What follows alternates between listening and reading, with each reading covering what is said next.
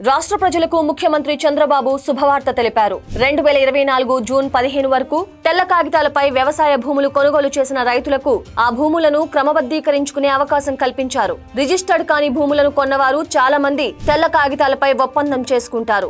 ఇలాంటి భూములను సాదా బైనామా అని పిలుస్తారు. ఈ క్రమబద్ధీకరణ కోసం దరఖాస్తు చేసుకునే గడువు 2027 డిసెంబర్ 31 వరకు ఉంది. దరఖాస్తు చేసిన వారికి స్టాంపు డ్యూటీ, రిజిస్ట్రేషన్ ఫీజు మినహాయింపు కూడా ఉంటుంది. జగన్ ముఖ్యమంత్రిగా ఉన్న సమయంలో 2023 డిసెంబర్ 31తో క్రమబద్ధీకరణకు గడువు ముగిసినా పొడిగించడానికి జగన్ అంగీకరించలేదు. రైతుల సమస్యలను దృష్టిలో పెట్టుకుని చంద్రబాబు మరోసారి రిజిస్ట్రేషన్ చేయించుకునే అవకాశం కల్పించారు.